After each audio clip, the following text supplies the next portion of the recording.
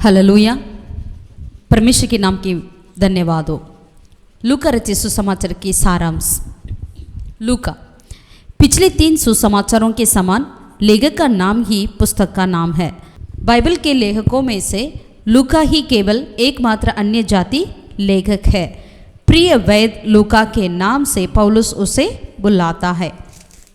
समय एवं स्थान इस 60 में पौलुस के पहले रोमी कारावास के समय लूका ने रोम में यह पुस्तक लिखी। लेखक लूका और प्रेरितों के काम की भूमिका से दोनों पुस्तक लूका ही रचना होने की पुष्टि होती है। दोनों की रचनाकृति भी समान है। प्रेरितों के काम में हम शब्द का प्रयोग लेखक पौलुस का सहयात्री होने का संकेत देता है और यह लेखक लूका होने की भी पुष्टि होती है। परंपरा के अनुसार लूका सीरिया के अंताकिया से है और अविवाहित है। 86 वर्ष की आयु में उसकी मृत्यु हो गई। पृष्ठभूमि और संदर्भ लूका ने यह सुसमाचार थियोफिलस के नाम लिखा, परंतु यह सभी जातियों के लिए है। थियोफिलस रोम के कैसर के घराने का और अति उच्च पदस्थ व्यक्ति होगा और उसने यीशु मसीह को ग्रहण किया था। यीशु के इतिहास को अन्य जाति लोगों के सामने क्रमागत रूप से स्पष्ट करना उसका उद्देश्य था। लूका का सुसमाचार व्यक्ति को प्रधानता देने वाला है। इस सुसमाचार में स्त्रियों को भी मुख्य स्थान दिया गया है। लूका ने सुसमाचार में 4 स्तुति गानों को जोड़ा है। अन्य सुसमाचारों में प्रयोग किए गए अब्बा, रब्बी, होसेना इन शब्दों का प्रयोग लूका नहीं करता है। विषय सार यह यीशु मसीह को मनुष्य के रूप प्रस्तुत करने वाला सुसमाचार है। मानव के उद्धार के लिए मनुष्य बना यीशु मसीह का मृत्यु की ओर बढ़ते जाने का स्पष्ट वर्णन है।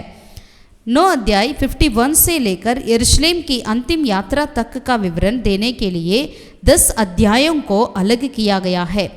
यीशु और यूहन्ना बपतिस्मा देने वालों के जन्म से संबंधित बातों का वर्णन केवल लूका ने दिया है। चरनी, चरवाहे, सिमोन और हन्ना इनका उल्लेख केवल लूका में ही दिखाई देता है। इस सुसमाचार को प्रार्थना का सुसमाचार भी कह सकते हैं। प्रार्थना से संबंधित दृष्टांत, विभिन्न संदर्भ में यीशु की प्रार्थना, चेलों को प्रार्थना करना सिखाना, ये सब प्रार्थना के महत्व को दर्शाते हैं। प्रमुख पद चैप्टर 19 वर्स 10 यीशु मसीह मनुष्य का पुत्र। विषय विभाजन मनुष्य के पुत्र का आगमन पहला विभाजन में आती है। इसके नीचे मसीह के जन्म से पहले की घटनाएं, मसीह के जन्म के समय की घटनाएं, मसीह का बचपन, मसीह की सेवकाई आरंभ से पहले की घटनाएं। दूसरा विभाजन मनुष्य के पुत्र की सेवकाई, मसीह का प्रकटीकरण, मसीह का अधिकार प्रदर्शन, मसीह की योजना का विवरण यानी फारिसियों को सिखाना, चेलों को सिखाना और मसीह की योजना का विकास। तीसरा विभाजन मनुष्य के पुत्र की तिरस्कार यानी मसीह के विरोध का बढ़ना, मसीहियों से तिरस्कार संबंधी चेतावनी। चौथा विभाजन में मनुष्य के पुत्र की क्रूस की मृत्यु और पुनरुत्थान यानी मसीह का अंतिम सप्ताह। इसमें विजय प्रवेश, मंदिर का शुद्धिकरण,